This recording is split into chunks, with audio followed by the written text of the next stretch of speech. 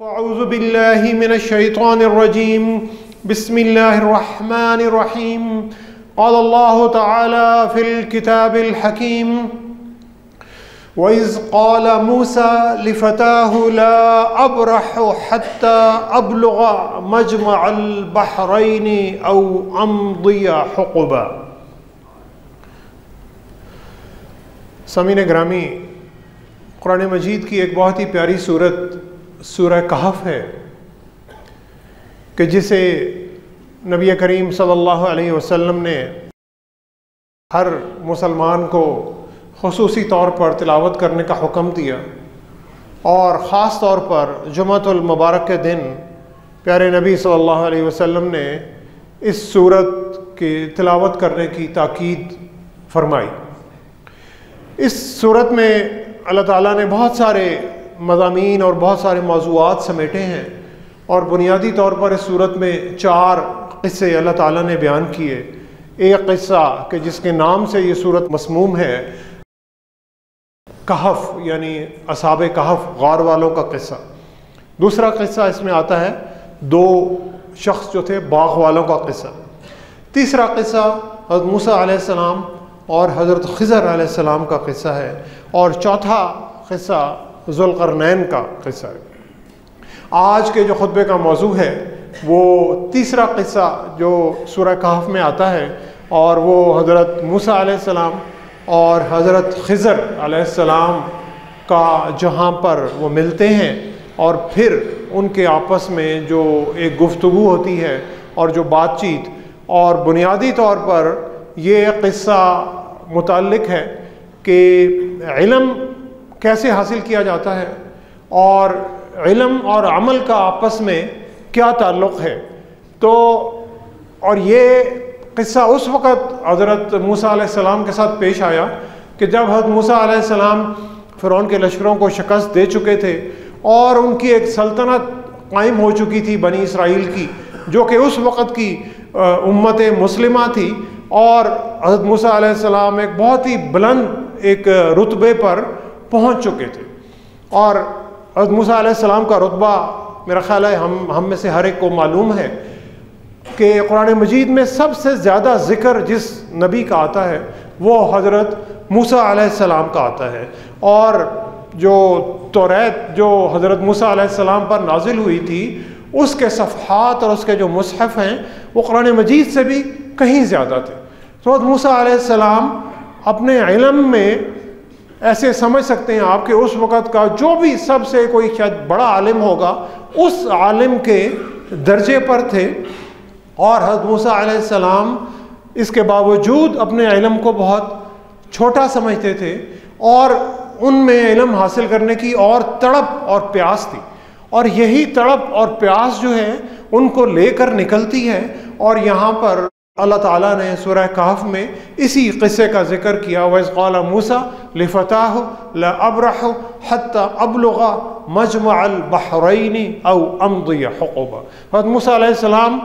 इल्म हासिल करने के सफ़र पर निकलते हैं, इल्म की प्यास और तड़प उन्हें लेकर चलती है, और इस चीज़ के बावजूद कि वो इल्म में बहुत बड़े माहिर और बहुत बड़े यकता थे, और वो निकलते हैं और उनके साथ उनका एक नौजवान एक शागिर्द भी होता है। यानी मूसा अलैहिस्सलाम उस्ताद हैं और उनके साथ उनका एक छोटा शागिर्द है, और वो उससे कहते हैं कि मैं अब निकला हूँ इस सफ़र पर और मैं चलता ही रहूँगा और मैं कई साल चलता रहूँगा यहाँ तक कि मैं उस मुकाम पर ना पहुँच जाऊँ कि जिस मुकाम पर 2 दरिया जो है वो मिलते हैं। और उस 2 दरिया का जो मुकाम जहाँ पर मिलते थे वहाँ पर अल्लाह ताला ने मूसा अलैहिस्सलाम को बताया था कि वहाँ पर तुम्हारी एक बंदे से मुलाकात होगी, और वो बंदा कि जिसके पास अल्लाह का जो दिया हुआ इल्म बहुत ज़्यादा है। तो हज़रत मूसा अलैहिस्सलाम उस्ताद हैं, उनके साथ एक शागिर्द भी है, और वो एक लंबे सफ़र पर निकल रहे हैं और उनका अज़म बहुत बुलंद है, और इतना बुलंद है कि वो कहते हैं कि मुझे कई साल भी पैदल चलना पड़ेगा उस आलिम की तलाश में, उस उस्ताद की तलाश में, तो मैं चलता रहूँगा। यानी एक शागिर्द है और एक उसका उस्ताद है, और जो उस्ताद है वो फिर एक और उस्ताद की तलाश में चल रहा है और निकल रहा है। तो अब सवाल ये पैदा होता है कि हज़रत मूसा अलैहिस्सलाम के जो उस्ताद थे, जिसकी तलाश में निकल रहे हैं, वो उस्ताद कौन थे? तो फ़ौरन ये ख्याल जहन में आता है कि वो उस्ताद कोई शायद बहुत बड़े, कोई बुरगज़ीदा नबी होंगे, उस ज़माने के कोई बहुत बड़े आलिम होंगे, कोई बहुत उन्होंने तालीम हासिल की होगी। और लेकिन रब्बुल आलमीन ने उन उस्ताद का कुरान मजीद में ज़िक्र तो किया, लेकिन उनका नाम भी नहीं लिया। और उनकी खसूसियत क्या बयान की? फवजदा अब्दम मिन इबादिना, कि वो जो अल्लाह का बंदा जो इल्म में हज़रत मूसा अलैहिस्सलाम से भी कहीं बहुत आगे था और उस ज़माने के इल्म में बहुत एक टॉप क्लास का बंदा था, उसका अल्लाह ने नाम भी नहीं यहाँ पर कुरान मजीद में लिया। और वो नाम भी नबी करीम सल्लल्लाहु अलैहि वसल्लम की अहादीस मुबारका से मिलता है कि उस अल्लाह के बंदे का नाम खिज़र था, कि जिनके बारे में कुछ लोग कहते हैं, कुछ उलमा ने कहा कि वो नबी थे और कुछ उलमा ने कहा कि वो अल्लाह के को बहुत ही एक बुरगज़ीदा बंदे थे, हज़रत खिज़र अलैहिस्सलाम। और अल्लाह ने उनको क्या दिया? आतैनाहु रहमतम मिन इंदिना, कि अल्लाह ने उन्हें अपनी रहमत अता की थी। व अल्लमनाहु मिन लदुन्ना इल्मा, और अल्लाह ने फिर उन्हें एक बहुत ज़्यादा इल्म अता किया था। यानी रहमत का जिक्र पहले है और इल्म का जिक्र बाद में है। यानी इल्म भी एक रहमत की शक्ल है और रहमत भी इल्म की एक शक्ल है। तो हज़रत मूसा अलैहिस्सलाम जब उस सफ़र पे निकलते हैं और वहाँ के मुकाम पर जब पहुँचते हैं और जब हज़रत खिज़र से उनकी मुलाकात होती है, तो हज़रत खिज़र से हज़रत मूसा दरख्वास्त कर रहे हैं, क़ाल लहू मूसा हल अत्तबिउका अला अन तुअल्लिमनी मिम्मा उल्लिमता रुश्दा, कि ए अल्लाह के बंदे, मैं आपकी पैरवी करना चाहता हूँ, मैं आपका फॉलोअर बनना चाहता हूँ, मैं आपका मुरीद बनना चाहता हूँ, मैं आपके साथ वक्त गुजारना चाहता हूँ। यानी बातें, सिर्फ इल्म की बातें, किताबी बातें नहीं सीखना चाहता, बल्कि आपके साथ मैं वक्त गुजार कर जो प्रैक्टिकल इल्म आपके पास है और जो तजर्बाती इल्म आपके पास है, मैं वो इल्म आपसे सीखना चाहता हूँ। इसी तरह के जिस तरह जब कोई ग्रेजुएट होता है तो फिर हम कहते हैं कि यार अब तुम हाउस जॉब करो, अब तुम अप्रेंटिसशिप करो, अब तुम इंटर्नशिप करो या कोई ट्रेनिंग प्रोग्राम करो, ताकि तुम्हें जो अमली इल्म जो करना है, कि इल्म को तुमने प्रैक्टिकल जो ज़िंदगी है उसमें अप्लाई किस तरह करना है ताकि तुम्हें आ जाए। तो हज़रत मूसा इस इल्म के तालिब हैं और हज़रत खिज़र के साथ वक्त गुजारना चाहते हैं। तो हज़रत खिज़र ने बड़ी प्यारी उनसे एक बात की। उन्होंने ये नहीं पूछा कि तुम्हारी तालीम क्या है, तुम कितनी जमातें पढ़े हुए हो, तुम किस यूनिवर्सिटी के पढ़े हुए हो, या तुम नबी भी हो कि नहीं हो। और उन्होंने उनसे कोई ऐसी बात नहीं की और उन्होंने कहा कि मेरे साथ इल्म हासिल करने की और मेरी ट्रेनिंग में रहने की शर्त है, और वो शर्त बड़ी खूबसूरत है। क़ाला इन्नका लन तस्ततिअ मई सब्र। हज़रत खिज़र ने हज़रत मूसा अलैहिस्सलाम से कहा कि आप मेरे साथ रहकर सीख नहीं सकते, इसलिए कि आप में सब्र नहीं, आप में क़ुव्वत बर्दाश्त नहीं है, आप में तहम्मुल नहीं है, आप में मुस्तकिल मिजाजी और इस्तकामत नहीं है। व कैफ़ा तस्बिरु अला मा लम तुहित बिही खुबरा, और आप मूसा आप सब्र नहीं कर सकेंगे इसलिए कि आपके पास इल्म भी नहीं। यानी आपके पास सब्र होगा तो आपके पास इल्म आएगा, आपका इल्म आएगा, आपके सब्र और आपकी इस्तकामत और आपकी तहम्मुल मिजाजी में और इजाफा होगा। यानी इल्म और सब्र लाजिम और मलजूम है। आपके पास इल्म होगा, आपके पास सब्र आएगा, आपके पास सब्र होगा, आपके पास इल्म आएगा, इल्म मिलेगा तो सब्र और तहम्मुल और बढ़ेगा। तो हज़रत मूसा कहते हैं कि वाकई शायद वो अपना मुआजना उन्होंने किया होगा, लेकिन वो कहते हैं क़ाला सतजिदुनी इंशाअल्लाहु साबिरन वला अअसी लक अमरा। उन्होंने कहा कि खिज़र अलैहिस्सलाम, आप इंशाअल्लाह अल्लाह के हुक्म से, अल्लाह ने चाहा तो ज़रूर मुझे साबिरीन में से, सब्र करने वालों में से, मुस्तकिल मिजाजी वालों में से रहेंगे, और वला असी लक अमरा, और मैं आपका फर्मा बरदार रहूँगा। यानी मैं आपका ओबीडियंट रहूँगा, मैं आपके किसी भी हुक्म की खिलाफ वर्जी नहीं करूँगा। तो फिर वो वहाँ से चल पड़ते हैं और दोनों एक सफ़र पर निकलते हैं। और फिर वो एक सफ़र पर निकलते हैं। फ़न्तलक़ा हत्ता इज़ा रकिबा फ़िस्सफ़ीनति ख़रक़हा, और फिर वो एक किश्ती में सवार होते हैं और वो किश्ती मुसाफिरों को समुंदर में एक मुकाम से लेकर दूसरे मुकाम तक जा रही है। तो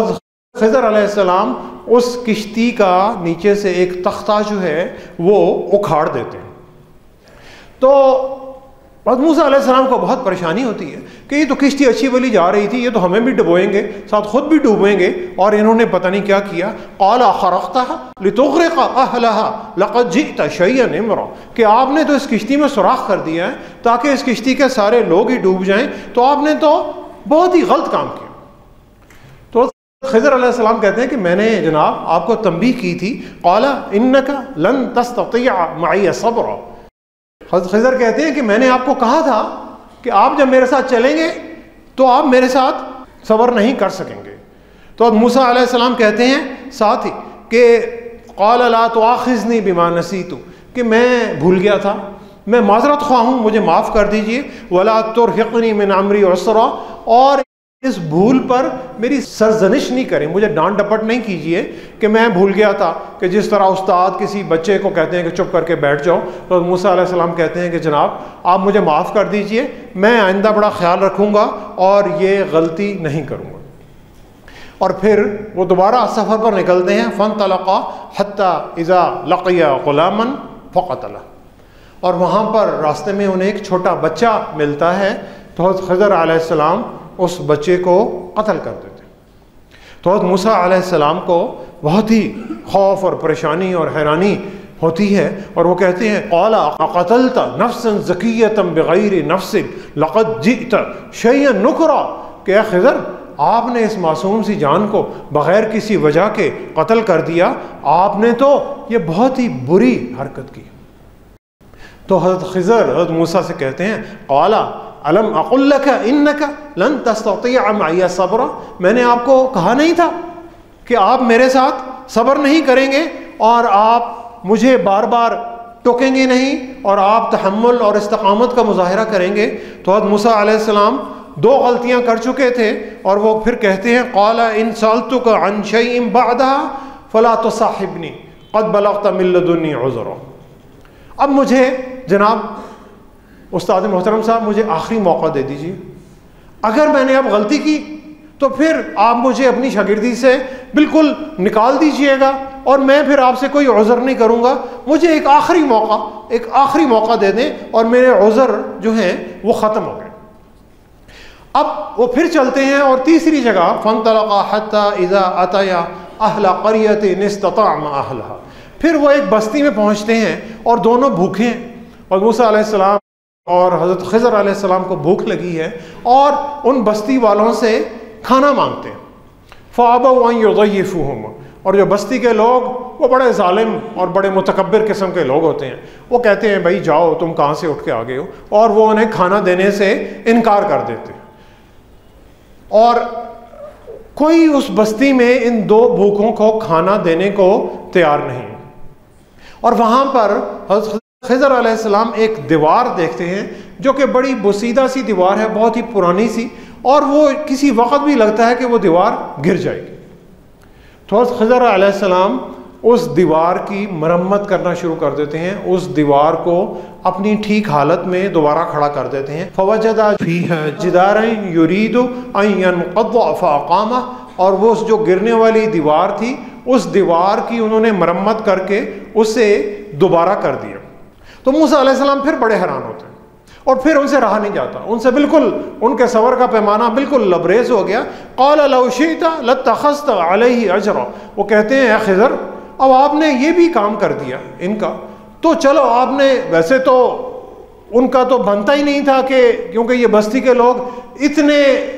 वो थे जालिम किस्म के लोग कि इन्होंने हमें भूखे वो खाना देने से भी इनकार कर दिया और आपने इनकी दीवार की मरम्मत भी कर दी, तो आप इस दीवार की मरम्मत करने की उनसे कोई उजरत तो ले सकते थे और फिर उस उजरत से हम कहीं पे खाना खा लेते। तो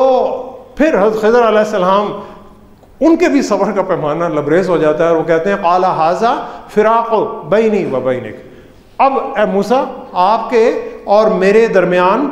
जुदाई का वक्त आ गया और अब बेहतर है कि मैं तुम्हें जिस सफ़र पर लेकर चला था वो सफ़र ख़त्म हो गया और अब तुम्हारे भी सब्र का पैमाना लबरेज़ है, मेरे भी सब्र का पैमाना लबरेज़ है, अब हम अलग हो जाते हैं। हाजा फ़िराक़ बैनी व बैनिक, और अब मैं तुम्हें इन 3 चीज़ों की हकीकत बताता हूँ कि मैंने ये जो काम किए ये क्यों किए, और वो काम के जिन कामों पर तुम सब्र नहीं कर सकते। तो पहला जो थी वो किश्ती, अब हज़रत ख़िज़र उनको बता रहे हैं, और ये सूरह कहफ़ में ये पूरी तफसील से रब्बुल आलमीन ने इस क़िस्से को कलमबंद किया बहुत ही खूबसूरती के साथ, और ये पढ़ने वाला और बार बार पढ़ने वाला क़िस्सा है। और फिर हज़रत ख़िज़र हज़रत मूसा से कहते हैं कि वो किश्ती थी गरीब लोगों की, और वो जो गरीब लोग थे उस किश्ती से मजदूरी करते थे, उसमें मुसाफिरों को बिठाते थे और उनसे दरिया पार कराते थे और फिर उसकी उजरत लेते थे और अपना और अपने बीवी बच्चों के लिए रिज़्क़ हलाल कमाते थे और उनका पेट पालते थे। और दरिया के दूसरे किनारे पर एक जालिम बादशाह बैठा था और उस जालिम बादशाह की फ़ौजें वहाँ पर मौजूद थीं और वो हर किश्ती को बहक़ सरकार ज़ब्त कर लेती थी। जैसे आजकल जो हुकूमतें हैं वो टैक्स पर टैक्स बढ़ाती चली जाती हैं और आवाम की जो चीज़ें हैं उन पर वो कब्ज़ा ग्रुप जो चाहे हुकूमत करती है चाहे कोई और अदारे करते हैं, और वो उस पर वो जालिम बादशाह की जो फ़ौजें उस पर काबिज़ हो जाती थीं और उन किश्तियों को बहक़ सरकार ज़ब्त कर लेती थीं। तो इसलिए मैंने उनकी उस किश्ती में एक ऐब डाल दिया, एक नुक्स पैदा कर दिया कि जब वो फ़ौजी देखेंगे वो कहेंगे यार ये किश्ती है इसको छोड़ दो, तो ये जो दूसरी अच्छी किश्ती है इसको पकड़ लो, और इस तरह उन गरीब लोगों की जो रोज़ी है वो बच जाएगी। और फिर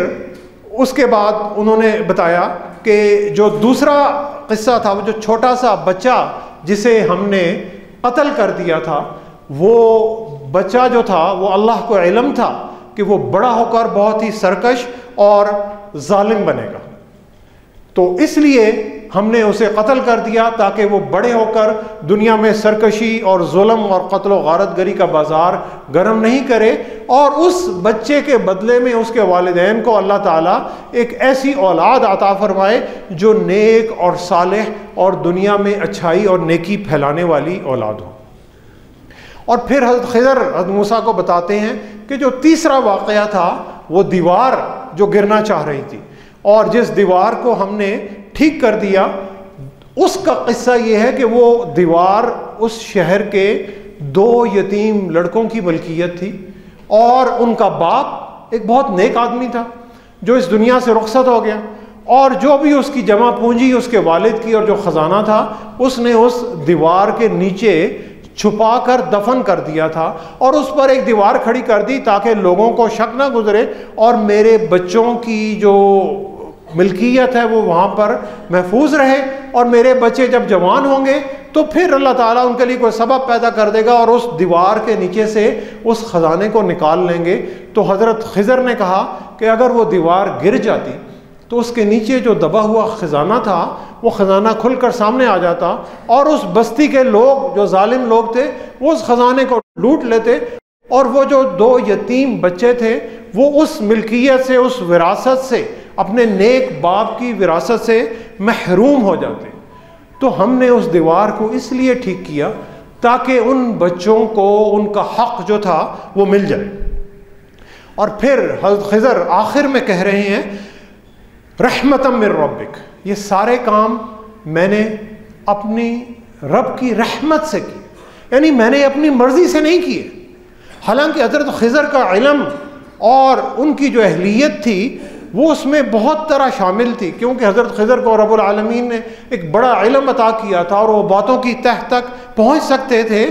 लेकिन वो वहाँ पर कह रहे हैं कि ये मेरे रब की रहमत है, रहमतम मिर रब्बिक वमा फ़अलतुहु अन अम्री, और ये काम मैंने खुद नहीं किए, ये मेरे रब की रहमत ने मेरे से ये काम कराए। और ज़ालिका तावीलु मा लम तस्ति अलैहि सब्र, और ए मूसा ये इन बातों की हकीकत है कि जिन बातों पर आप सब्र नहीं कर सके।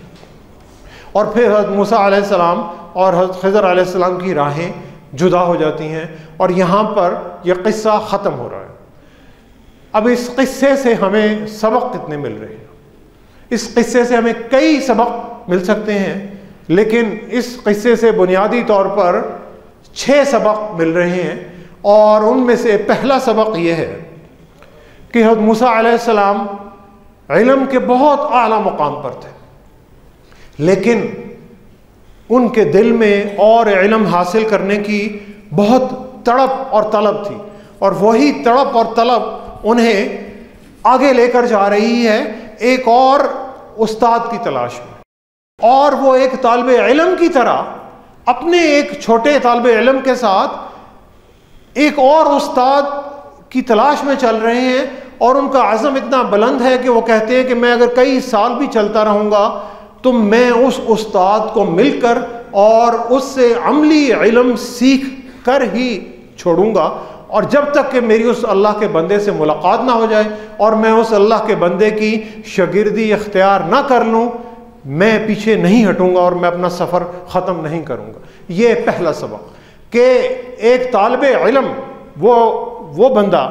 कि जो इल्म का तालिब है, उसमें इल्म हासिल करने की प्यास होना बहुत ज़रूरी है। दूसरा सबक यह है कि आलिम के पास कोई बहुत बड़ी डिग्री ज़रूरी नहीं है कि वो बहुत किसी अच्छी यूनिवर्सिटी का पढ़ा हुआ है, वो कोई आलिम है, कोई फ़क़ीह है और उसकी बहुत सारी डिग्रियाज़ हैं और बहुत सारे उसके क्रेडेंशियल्स हैं, लेकिन उस आलिम का अमल, उसका ईमान, उसका अखलाक और उसका किरदार ज़्यादा ज़रूरी है। और ये भी कि इल्म किसी आम आदमी से भी सीखा जा सकता है। बहुत बड़ा आलिम और बहुत बड़ा उस्ताद और बहुत बड़ा PhD जो है, वो किसी बहुत से छोटे आम आदमी से भी बहुत बड़ी इल्म की बात सीख सकता है।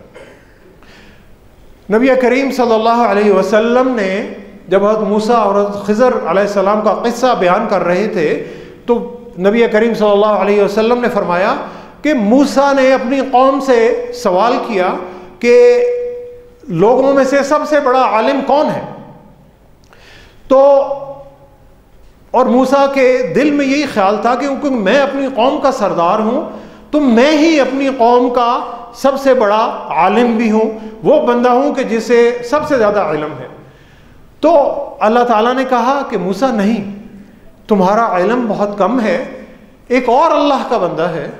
कि जिसका इल्म तुम्हारे इल्म से बहुत ज़्यादा है, और जहाँ पर 2 दरिया मिलते हैं वहाँ पर वो अल्लाह का बंदा तुम्हें मिलेगा और तुमने उस अल्लाह के बंदे से इल्म सीखना है। और ये अल्लाह का बंदा कि जिसका इल्म हज़रत मूसा के इल्म के मुकाबले में कई गुना ज़्यादा है, वो अपने इल्म के बारे में इस कदर आजिज़ाना है कि जब हज़रत मूसा अलैहिस्सलाम और हज़रत खिज़र अलैहिस्सलाम उस किश्ती में सवार होते हैं, और वही किश्ती के जिस किश्ती में हज़रत खिज़र ने सुराख कर दिया था, उस किश्ती में जब चलते हैं तो एक चिड़िया आती है और किश्ती के किनारे पर बैठती है और अपनी चोंच से वो समुंदर में से 1 या 2 कतरे पानी पी रही है। तो जब उस चिड़िया ने वहाँ से अपनी चोंच से उस समुंदर में पानी पिया, तो खिज़र अलैहिस्सलाम ने मूसा अलैहिस्सलाम से कहा कि मूसा, मेरा और आपका इल्म मिलाकर अल्लाह के इल्म के मुकाबले में इतना है कि जितना इस चिड़िया की चोंच से समुंदर के पानी का एक घूंट भरने से समुंदर के पानी में कमी वाक़ हुई। यानी हज़रत मूसा अलैहिस्सलाम का इल्म, जो अपने ज़माने के बहुत बड़े आलिम थे, और उसके बाद हज़रत मूसा अलैहिस्सलाम के उस्ताद हज़रत खिज़र अलैहिस्सलाम जो कि उनसे भी बड़े आलिम थे,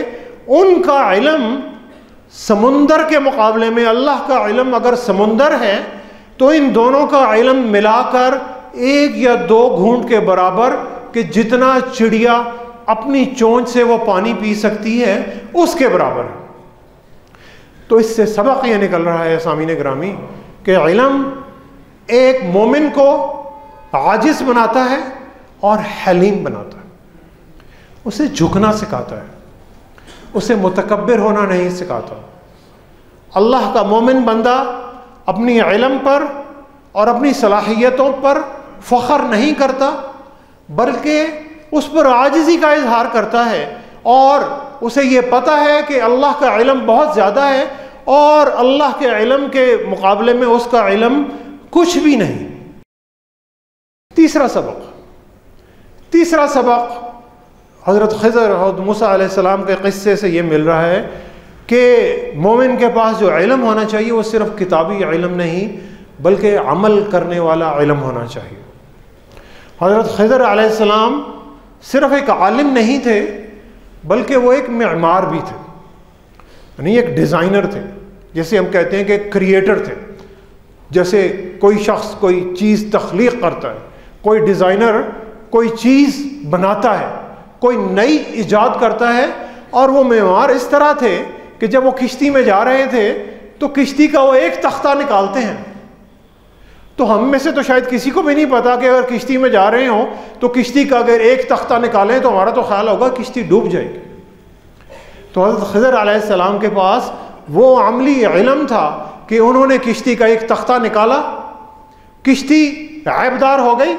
लेकिन किश्ती डूबी नहीं। किश्ती ने मुसाफिरों को मंजिल मकसूद तक पहुंचा दिया। हज़रत खिज़र अलैहिस्सलाम के पास ये अमली इल्म मौजूद था। और फिर जो दीवार गिर रही थी उस दीवार को भी हज़रत खिज़र अलैहिस्सलाम ने एक सीधा दोबारा बनाकर खड़ा कर दिया। तो ये उनके एक मिसाल है कि उनके पास कितना एक हुनर था, और उस हुनर से उन्होंने उस गिरती हुई दीवार को भी ठीक करके एक बड़े माहिर मेमार की तरह बना दिया। बिगाड़ भी किया तो बनाव के लिए, यानी उन अल्लाह के बंदों को उस जालिम बादशाह के जुल्म से बचाने के लिए बिगाड़ किया, और दर हकीकत में वो बनाव था। और फिर जो गिरती हुई दीवार थी उसको भी बनाकर दुरुस्त कर दिया। चौथा सबक जालिम बादशाह का सबक,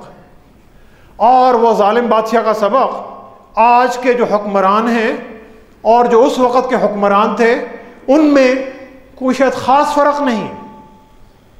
आजकल के हुक्मरान अपनी अय्याशियाँ और उनके जो गैर मुल्की दौरे और उनके जो महल्लात हैं वो सारे के सारे उसी तरह ही हैं। सारे ब्यूरोक्रेट्स, सारे जर्नैल, सारे जजेस और सारे जितने बड़े बड़े हुक्मरान और वज़रा जो नज़र आते हैं, और उनकी जो गाड़ियाँ आप देखते हैं, और उनकी एक गाड़ी जो शायद एक ट्रक जितना पेट्रोल इस्तेमाल करती है, और जब वो सड़कों पर इन गाड़ियों के जुलूस में चलते हैं तो वो भूल जाते हैं कि ये गरीब आवाम के खून और पसीने के टैक्सों की कमाई से वो इस पैसे को खर्च कर रहे हैं और इस पैसे को अपनी अय्याशियों में उड़ा रहे हैं। और जब हुक्मरान इस रविश पर आ जाएं तो फिर आवाम जो है वो अपना कारोबार बंद करना शुरू कर देते हैं, और वो अपनी किश्तियों को दागदार करना शुरू कर देते हैं, ऐबदार बनाना शुरू करते हैं कि अच्छा है कि मैं कम ही कमाऊं ताकि ये जालिम हुक्मरान हैं मेरे के साथ ज़्यादा मेरे से पैसा ना कमा सके। टैक्स देना मैं समझता हूं कि ईमानदारी से हर आवाम की ड्यूटी है, उसका फ़र्ज़ है, लेकिन हुक्मरानों का और सरकारी अहलकारों का उससे भी बड़ा फ़र्ज़ है कि वो उस आवाम के जो खून पसीने के जो टैक्सों की पैसों की कमाई है उसको अपनी फलाह बहबूद पर, अपने ख़ानदान और बीवी बच्चों की फलाह बहबूद पर नहीं बल्कि आवाम की फलाह बहबूद पर लगाए। और जो कानून नाफिज करने वाले अदारे जो बने हुए हैं उनकी ये जिम्मेदारी बनती है कि वो आवाम के जान और माल का तहफ़्फ़ुज़ करें। वो सिर्फ चंद ख़ानदानों और चंद जो साहिब इक़्तिदार लोग हैं उनकी सिक्योरिटी के लिए वो अदारे नहीं बने हुए, क्योंकि उन अदारों का जो फंड आ रहा है और जहां से उनकी तनख्वाहें आ रही हैं वो आवाम के पैसे से आ रही हैं। तो उन जिम्मेदारों के लिए उनकी बुनियादी जिम्मेदारी आवाम के जान और माल का तहफ़्फ़ुज़ करना है, ना कि सिर्फ चंद इशराफिया के जान और माल का तहफ़्फ़ुज़ करना है। तो सामीन गिरामी, ये हमें चौथा सबक इस किस्से से मिल रहा है। और पांचवा सबक यह है कि आपने अगर इल्म हासिल करना है और उस इल्म पर अमल भी करना है तो आप में सब्र होनी चाहिए, आप में बर्दाश्त होनी चाहिए, आप में तहम्मुल होना चाहिए। आप चाहे कितनी ही तकलीफ़ों और मुश्किलात से ना गुजर रहे हो, अगर आप में सब्र नहीं है, क़ाला इन्नका लन तस्ततिअ मइय सब्रा। और हज़रत ख़िज़र अलैहिस्सलाम ने जो 3 दफ़ा हज़रत मूसा अलैहिस्सलाम को बात दोहराई कि आप मेरी शागिर्दी के काबिल नहीं हैं, आप ये इल्म हासिल नहीं कर सकेंगे, इसलिए कि आप में सब्र नहीं है, आप में तहम्मुल नहीं है, आप में बर्दाश्त नहीं है। तो 5वां और जो एक बहुत अहम सबक इस किस्से का ये है कि इल्म हासिल करने के लिए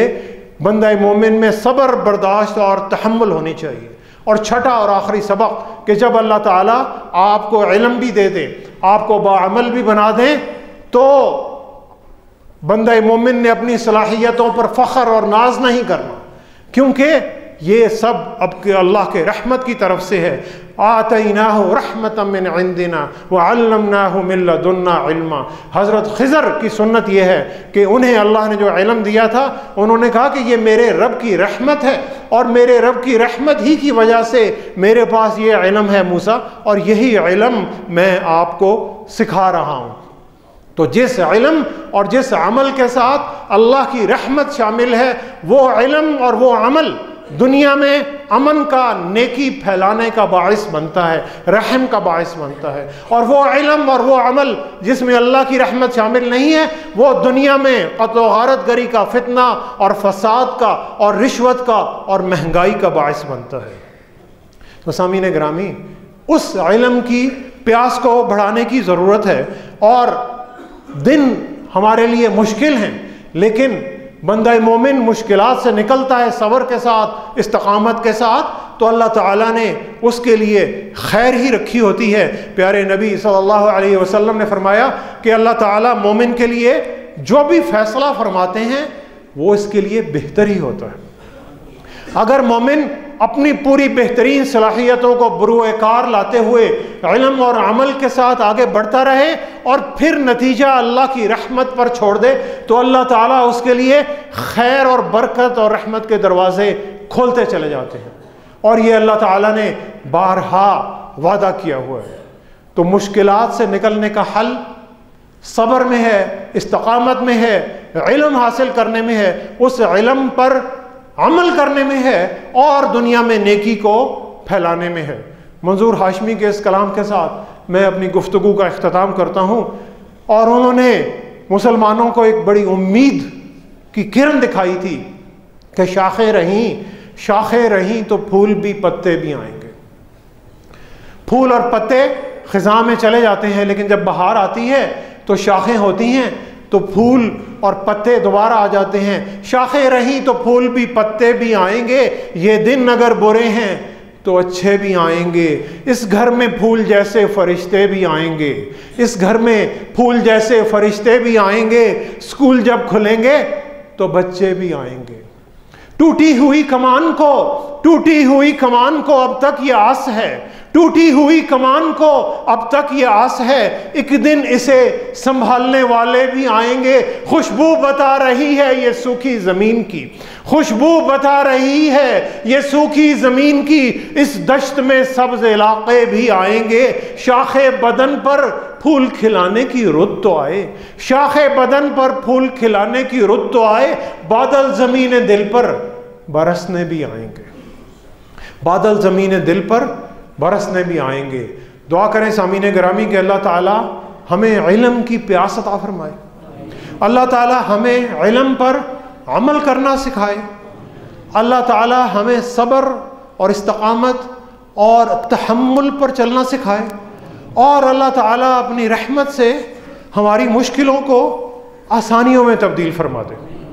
सदक़ल्लाहुल अलीयुल अज़ीम व नफ़अनी व इय्याकुम बिआयातिही व ज़िक्रिल हकीम। इन्नहु तआला जव्वादुन करीमुन मलिकुन बर्रुर रऊफुर रहीम।